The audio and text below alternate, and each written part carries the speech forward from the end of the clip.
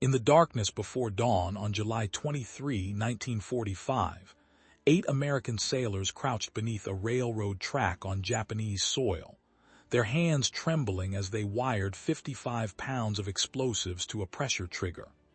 Above them, the distant rumble of an approaching train grew louder.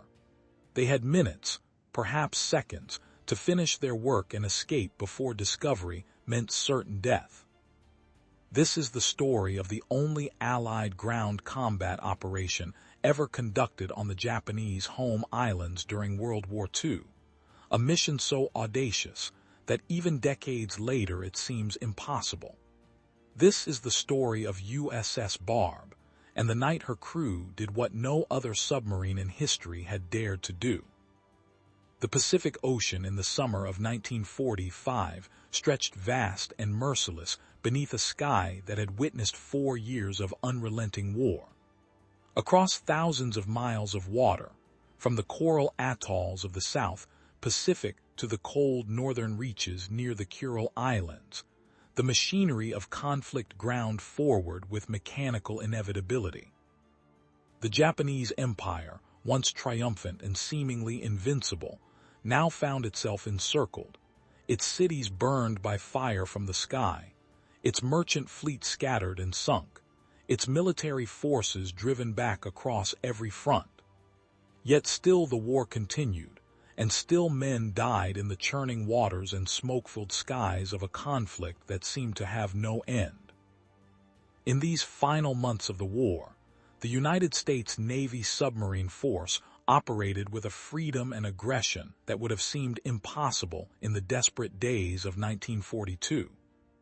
The submarines that had once prowled cautiously through enemy waters, plagued by faulty torpedoes and uncertain doctrine, had evolved into instruments of devastating effectiveness. They hunted with precision and struck with fury, their torpedoes sending Japanese ships to the ocean floor with such regularity that the enemy's maritime supply lines had been reduced to desperate coastal convoys hugging the shorelines of their shrinking empire. The submariners themselves had become legends, their war patrols the stuff of naval mythology, their captains celebrated for daring and innovation.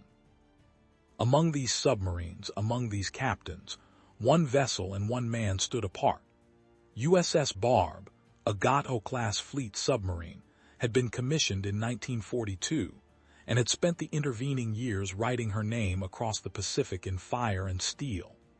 By the summer of 1945, she carried on her battle flag the symbols of 17 enemy ships destroyed, a record of destruction that spoke to the skill and courage of her crew. But it was under the command of Lieutenant Commander Eugene Fluckey that USS Barb had truly become exceptional, that she had pushed beyond the boundaries of conventional submarine warfare into realms of tactical innovation that defied tradition and doctrine alike. Fluckey was not a man content with the ordinary. He possessed a mind that saw possibilities where others saw only limitations, that transformed tactical problems into opportunities for creative destruction. Under his command, USS Barb had become something more than a submarine.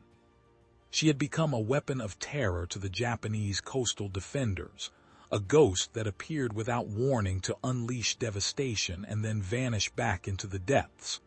Where other submarines fired torpedoes, Fluckey imagined rockets. Where others avoided shallow waters, he saw hunting grounds. Where others followed the book, he wrote new chapters. The modification that made USS Barb unique in the entire United States submarine fleet had been Fluckey's vision made real.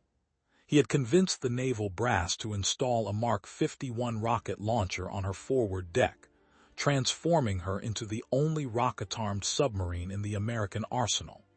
The installation had been experimental, audacious, and completely outside standard submarine doctrine. But Fluckey had seen what others had not, that a submarine equipped with rockets could attack targets that torpedoes could never reach, could bring destruction to Japanese shore installations with impunity, could expand the definition of submarine warfare itself. And he had been proven right.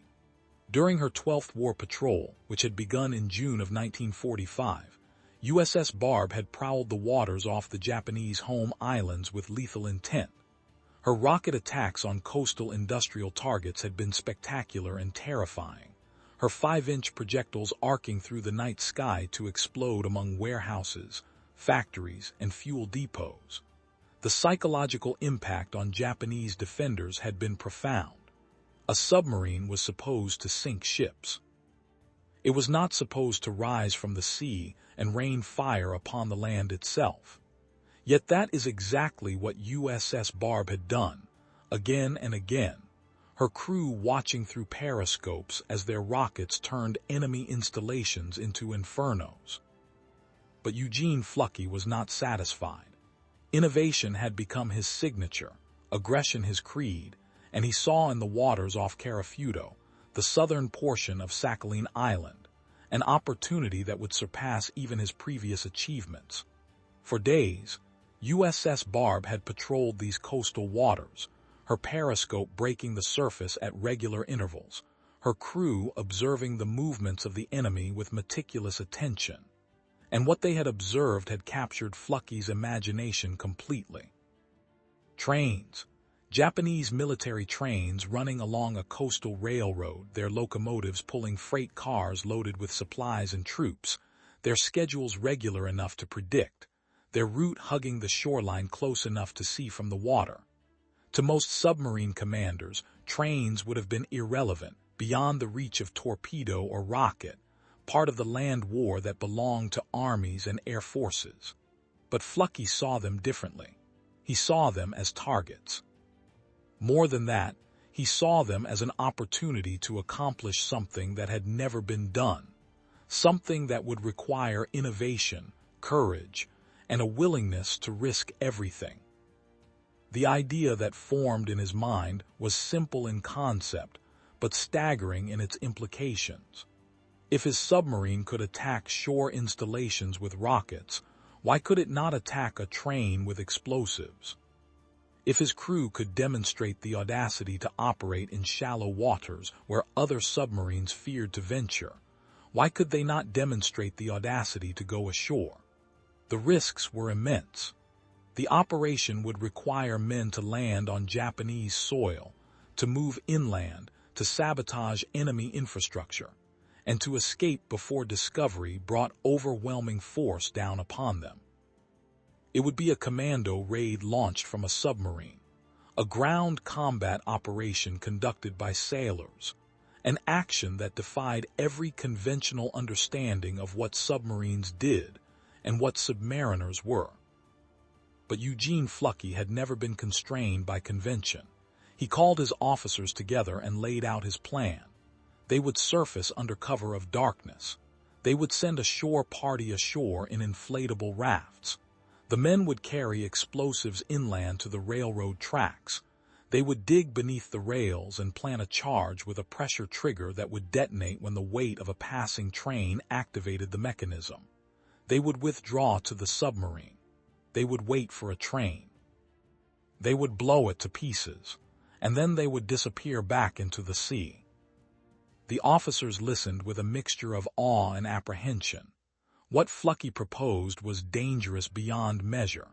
If the shore party was discovered, they would almost certainly be killed or captured.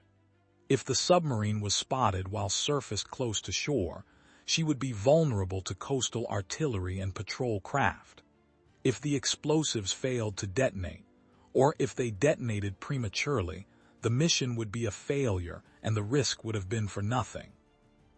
Yet every man in that wardroom knew that their commander had earned the right to propose audacious plans, that his record spoke for itself, that USS Barb had survived and triumphed precisely because Fluckey understood how to balance calculated risk with tactical brilliance. The decision was made. The operation would proceed. Now came the question of personnel. Fluckey needed 8 men for the shore party, 8 volunteers who would step onto enemy soil and execute a mission that belonged more to the realm of special operations than submarine warfare. The criteria were specific and uncompromising. The men had to be physically fit enough to paddle inflatable rafts through surf, to move quickly across rough terrain, to dig beneath railroad ties and install explosives under time pressure and extreme stress. They had to have some background in scouting or outdoor skills, some familiarity with moving silently through hostile territory. And perhaps most tellingly, Fluckey stipulated that the volunteers should preferably be unmarried, or at least without children. He would not ask men with families waiting at home to take risks that exceeded even the normal dangers of submarine warfare. The call went out to the crew. The response was immediate and overwhelming. Nearly every man aboard wanted to volunteer. For submariners who had spent years waging war from beneath the waves, the prospect of actually setting foot on enemy territory, of striking directly at the Japanese war machine in a way that no submarine crew had ever done, held an irresistible appeal.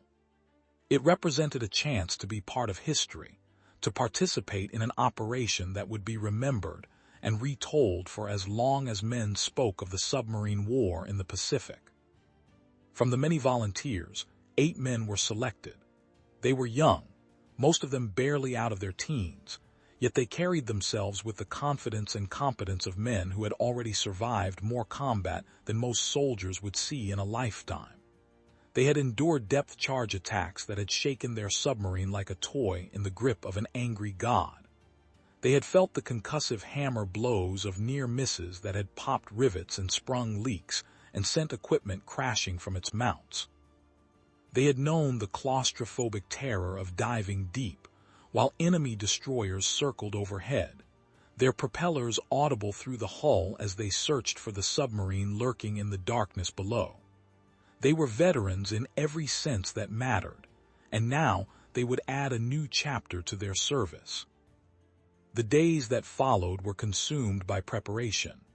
The shore party trained with the explosive devices, learning how to arm them, how to install the pressure triggers, how to ensure that the mechanism would function when a train's weight compressed the rails. They practiced with the inflatable rafts, learning to paddle in unison, to maintain silence, to beach the rafts and conceal them. They studied maps of the coastline, memorizing landmarks, identifying the best approach routes, planning their path inland to the railroad tracks.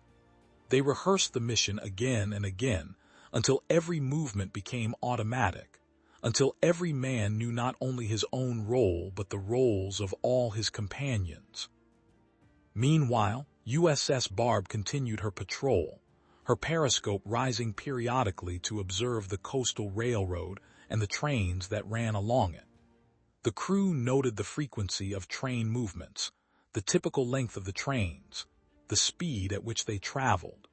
They identified a stretch of track that ran close enough to the water to be accessible from a landing point, yet far enough from visible habitation to minimize the chance of immediate discovery. They charted the tides and the currents, the depth of water close to shore, the nature of the beach where the rafts would land.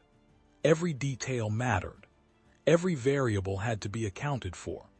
In war, and especially in a mission as unorthodox as this, the margin between success and catastrophe often came down to the smallest factors. As the date of the operation approached, tension aboard USS Barb grew palpable. The men of the shore party maintained an outward calm, but their companions could see the signs of stress in the way they moved, in the way they rechecked their equipment again and again, in the quiet conversations held in the crew quarters when they thought no one was listening. They were afraid. Any man who claimed otherwise would have been either a liar or a fool. But they were also determined, and their fear was tempered by training and by faith in their captain and in each other. The night of July 22, 1945, arrived with a darkness that seemed deeper than usual, as though the ocean itself understood the significance of what was about to occur. USS Barb rose to the surface in waters where Japanese patrol craft might appear at any moment, where coastal observation posts might spot her silhouette against the horizon, where a single mistake could mean the death of everyone aboard. But Fluckey had chosen his time and position with the care of a surgeon making an incision. The submarine wallowed in the gentle swell, her diesel engines rumbling to life to charge batteries and provide power, her lookout scanning the darkness with binoculars and with senses sharpened by years of war. The shore party assembled on deck. They wore dark clothing that would blend with the night. They carried the explosives, carefully waterproofed and secured. They carried shovels and wire cutters and the triggering mechanism that would turn 55 pounds of high explosive into a weapon of devastating power. They carried pistols, though every man knew that if they were forced to use those weapons, the mission had already failed. Their best defense was stealth, silence, and speed. The inflatable rafts were brought up and prepared. These were small craft, barely adequate for the task ahead, yet they represented the only practical means of reaching shore from a submarine that could not venture into the shallow coastal waters. The men climbed down into the rafts with exaggerated care, knowing that a single loud noise could betray their presence. The explosives were handed down and secured. Paddles were distributed. And then, with final nods exchanged with the men remaining aboard USS Barb, the shore party pushed away from the submarine and began their journey toward the Japanese coast. The distance to shore was not great, perhaps a few hundred yards, yet it stretched before the men in the rafts like an infinite expanse of vulnerability. They paddled with steady, silent strokes, their eyes fixed on the dark mass of land ahead, their ears straining for any sound that might indicate they had been discovered. The water lapped against the sides of the rafts with sounds that seemed impossibly loud in the silence of the night. Each man was acutely aware that beneath them lay the ocean that had been their home and their battlefield, and ahead lay enemy territory where every shadow might conceal a Japanese sentry, every sound might be the prelude to gunfire. Behind them, USS Barb waited, her hull barely visible in the darkness, her crew watching the shore party disappear into the night with a mixture of anxiety and pride. Fluckey stood on the bridge, his binoculars trained on the rafts for as long as they remained visible, his mind calculating distances and timelines and contingencies. He had sent men into danger before. He had ordered attacks that had resulted in enemy deaths, and that had risked the lives of his own crew. But this was different. This time, his men were beyond his immediate protection, moving into a realm where his submarine's weapons could not reach, where his tactical brilliance could not directly influence events. This time, all he could do was wait. The rafts reached the shore, their inflated sides hissing softly as they scraped against sand and rock. The men climbed out, their boots touching Japanese soil, their presence on enemy home territory representing a violation of Japanese sovereignty that would have seemed unthinkable just months earlier. They dragged the rafts above the waterline and concealed them among rocks and vegetation, ensuring that they could be quickly found when the time came to withdraw. Then, with the explosives distributed among them, they began their movement inland. The terrain was rough, a combination of rocky beach giving way to scrub vegetation, and then to the gradual rise that led toward the coastal railroad. The men moved with the caution of hunters in dangerous territory, each step placed carefully, each movement economical and deliberate. They had trained for this.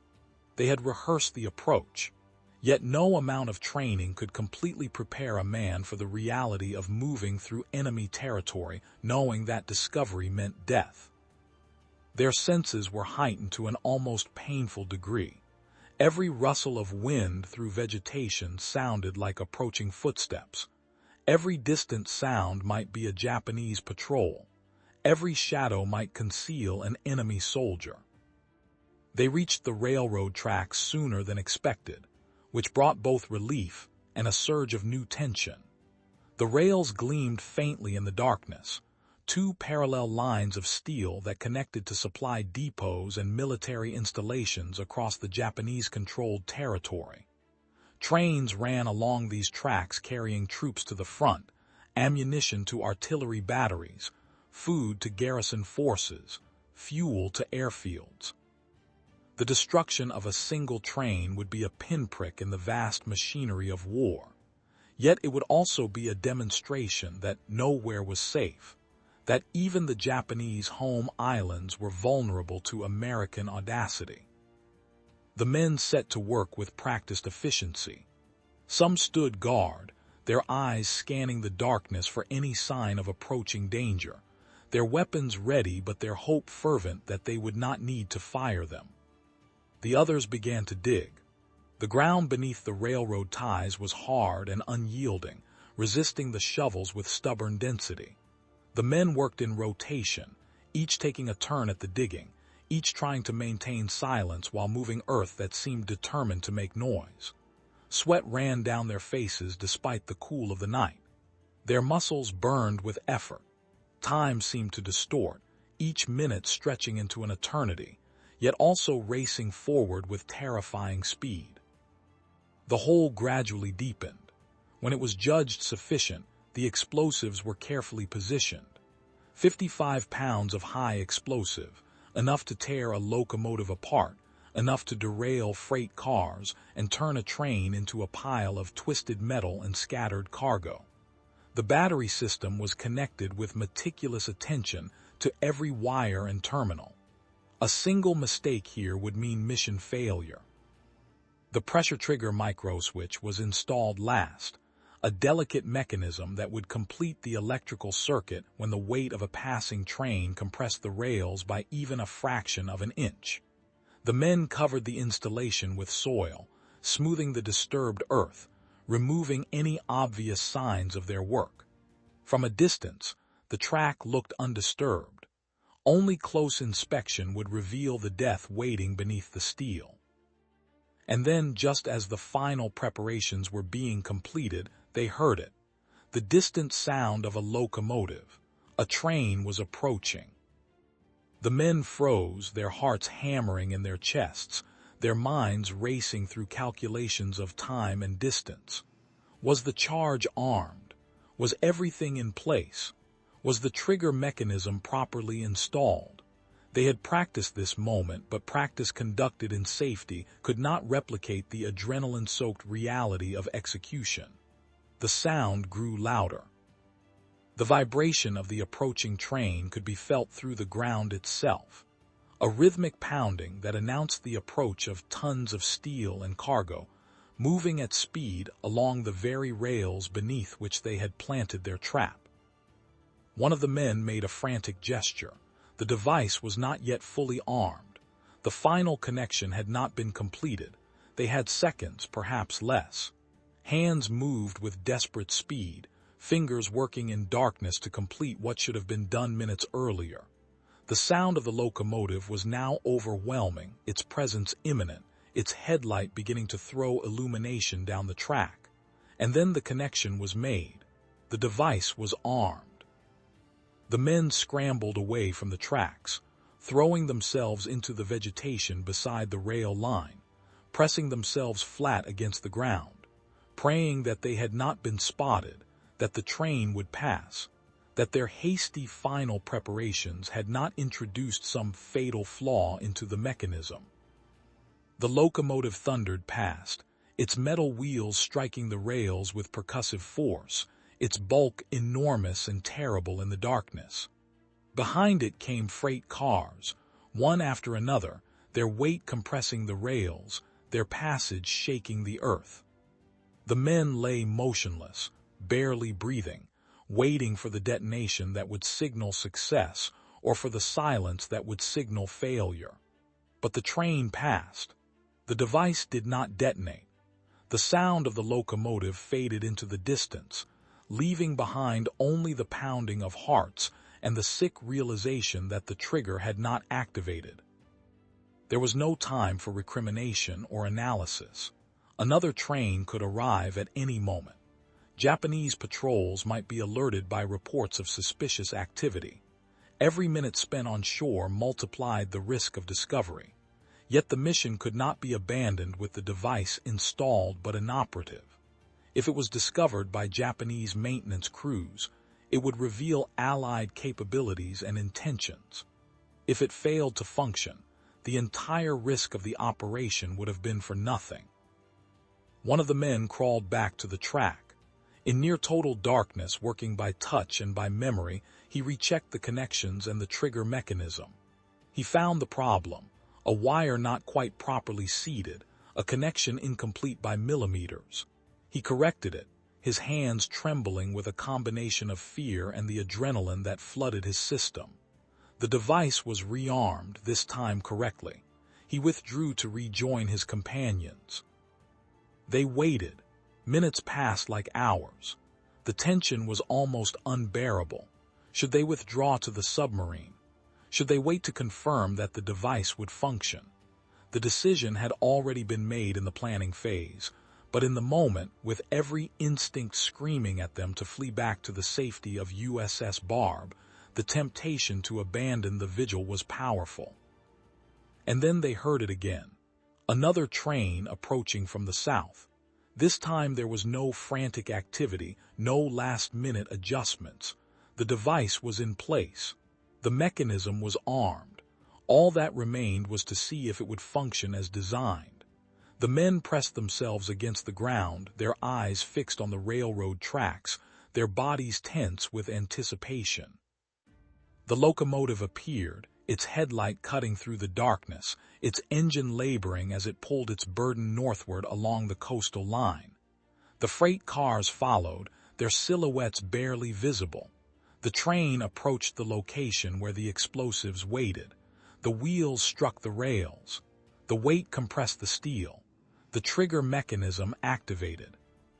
The explosion that followed was catastrophic. The night was torn apart by a blast of such violence that it seemed to pause time itself, a moment of pure destruction frozen in fire and thunder.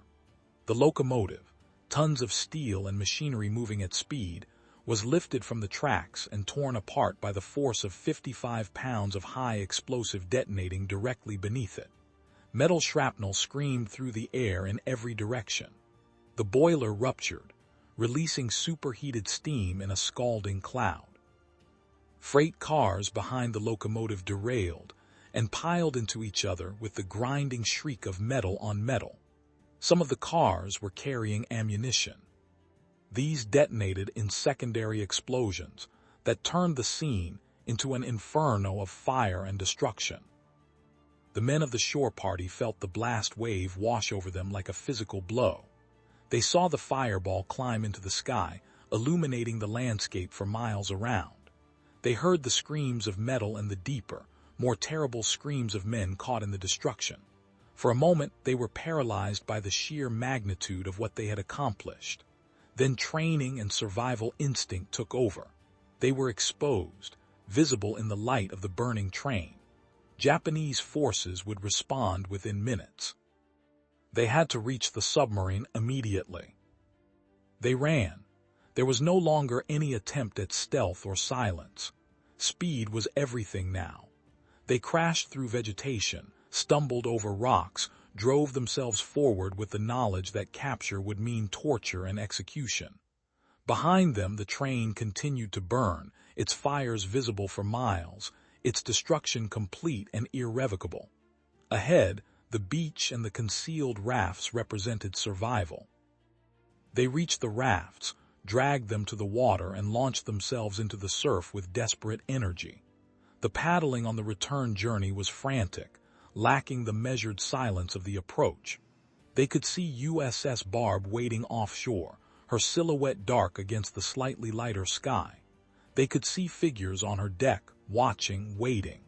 The distance that had seemed so short now stretched endlessly. Every second felt like an eternity. Every wave that pushed against the rafts seemed designed to slow their progress. And then they were alongside the submarine. Hands reached down to pull them aboard. The rafts were hauled onto the deck. Men tumbled through hatches into the interior of the submarine. The count was made and confirmed. 8 men had gone ashore and 8 men had returned. Not a single casualty, not a single man left behind. The mission had been a complete success. Fluckey gave the order to dive. USS Barb slipped beneath the surface as Japanese searchlights began to sweep the waters offshore, as patrol boats scrambled to investigate, as the magnitude of the attack became clear to the enemy defenders. But the submarine was gone, vanished back into the depths, her crew exhilarated and exhausted and alive. The men of the shore party were welcomed back like heroes, which they were. Their companions aboard USS Barb crowded around them, demanding details, reliving the mission through their accounts. The tension that had gripped the entire crew for hours released in a flood of relief and celebration. They had done something unprecedented. They had struck at the enemy in a way that no submarine had ever done. They had proven that innovation and audacity could expand the boundaries of what was possible. Intelligence reports that reached USS Barb in the following days confirmed what the crew already suspected. The train they had destroyed had been carrying Japanese troops and military supplies destined for northern garrison forces. The casualties had been substantial. The destruction had been total. The psychological impact on Japanese coastal defenders had been profound. If a submarine could land commandos to blow up trains, what else might it do? What other forms of attack might the Americans devise? The operation had achieved not only tactical success, but strategic effect, sowing uncertainty and fear among an enemy already reeling from 4 years of unrelenting war. USS Barb continued her patrol for several more days before finally turning toward home. The journey back to Midway was marked by a mixture of satisfaction and the bone-deep weariness that came from extended combat operations. The men had pushed themselves beyond normal limits, had operated for weeks in hostile waters where a single mistake could be fatal, had demonstrated courage and skill and innovation that represented the finest traditions of the submarine service. On August 2, 1945, USS Barb arrived at Midway. Her return was greeted with the recognition she deserved. A train symbol was added to her battle flag, the only submarine in the United States Navy to carry such a marking, a visual representation of an operation that would be studied and remembered for generations. The 8 men who had gone ashore were formally recognized for their courage, though the full details of the mission would remain classified for years.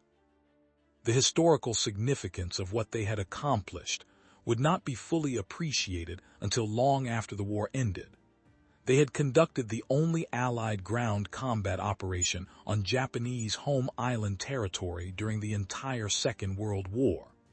Not the Army, not the Marines, not Special Operations Forces, but submariners had been the only Allied personnel to set foot on Japanese soil for the purpose of combat action. It was a distinction that spoke volumes about the audacity and innovation that had characterized the United States submarine force in the Pacific. For USS Barb herself, the train operation was the final extraordinary chapter in a combat record that already included 17 enemy ships destroyed and countless attacks on Japanese coastal installations. Under Eugene Fluckey's command, she had become more than just a successful submarine. She had become a legend, a symbol of what could be accomplished when innovative thinking combined with courage and skill. Her war patrols were studied at submarine school. Her tactics were analyzed and adopted by other commanders.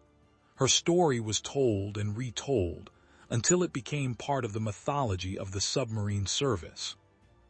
Eugene Fluckey would go on to receive the Medal of Honor for his command of USS Barb, recognition of leadership and tactical brilliance that had pushed submarine warfare into new dimensions. The 8 men who had gone ashore that night in July 1945 would carry the memory of those hours on Japanese soil for the rest of their lives, a memory of fear and tension and ultimate triumph that would define them as surely as any other experience. The war itself would end just days after USS Barb returned to Midway.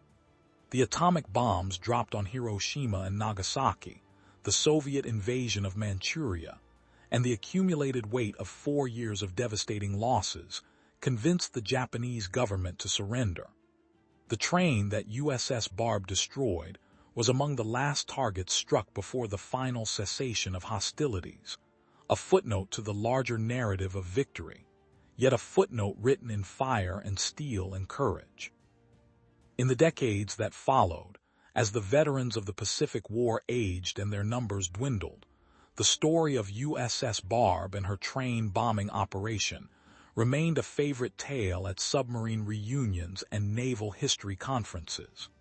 It represented something essential about the American character in war: the willingness to innovate, the refusal to accept conventional limitations, the audacity to attempt operations that seemed impossible. It was a story that combined tactical brilliance with personal courage, strategic vision with individual initiative, the grand sweep of history with the intimate human drama of 8 men on a dark beach making decisions that could mean life or death. For those who study military history, the operation raises fascinating questions about the nature of warfare and the evolution of combat doctrine. How does innovation occur in military organizations traditionally bound by regulation and hierarchy? What enables some commanders to see possibilities that others miss? What combination of factors allows ordinary men to accomplish extraordinary things? The answers lie somewhere in the intersection of leadership, training, courage, and circumstance, a complex equation that cannot be easily reduced to simple formulas.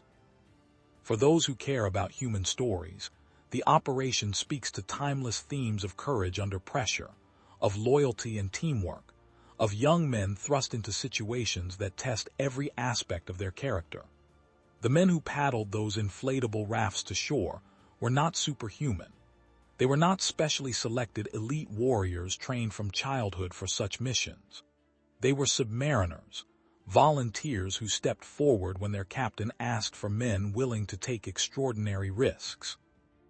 They were afraid, but they went anyway. They faced the possibility of death or capture, but they completed their mission.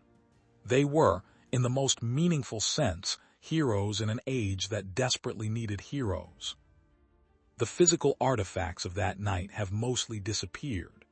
USS Barb herself was sold for scrap in 1972, her metal hull cut apart and melted down, her history preserved only in photographs and documents and memories. The men who served aboard her have nearly all passed away, their stories entrusted to a new generation to preserve and honor. The stretch of railroad track where the explosion occurred has long since been repaired, the damaged rails replaced, the physical evidence of that night's violence erased by time and reconstruction. Even the battle flag with its unique train symbol resides now in a museum, a relic of a war that ended more than 75 years ago. Yet the story endures. It endures because it speaks to something fundamental in human nature, the capacity for courage in the face of fear, the ability to accomplish the impossible when necessity demands it. It endures because it represents a moment when training and planning and leadership and individual initiative all came together in perfect synchronization to achieve something that had never been done before and would never be done again. It endures because it reminds us that history is not just the movement of armies and the decisions of generals, but also the actions of individual men who found themselves in extraordinary circumstances and rose to meet them. The 8 men who went ashore that night knew they were part of something significant. They understood that what they were doing was unprecedented, that they were writing a page in the history books that would be studied and remembered. Yet they also knew something that is often lost in the retelling of such stories. They were simply doing their jobs. They were sailors following orders from a captain they trusted. They were submariners executing a mission that had been planned and rehearsed. They were young men trying to survive a war and return home to the lives they had left behind when they volunteered for service. The destruction of that train, spectacular as it was, changed nothing in the grand strategic calculus of the war. The Japanese Empire would have fallen regardless of whether USS Barb had succeeded or failed that night. The atomic bombs would still have been dropped. The surrender would still have come. In the vast machinery of global conflict, one destroyed train, one disrupted supply line, one night of audacious action represented an infinitesimal contribution to the ultimate outcome. Yet it meant everything to the men who were there. It meant everything to Eugene Fluckey, who had conceived an impossible plan and seen it through to success. It meant everything to the crew of USS Barb, who had supported their shipmates with skill and courage.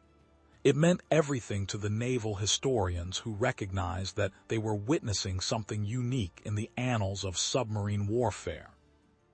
And it should mean something to us, decades removed from the events, living in a world shaped by the sacrifices and courage of men who fought in a war that seems increasingly distant and abstract. The challenge for us is to keep these stories alive, to preserve not just the bare facts of what happened, but the human dimensions of the story, the fear and the courage and the ordinary men who did extraordinary things.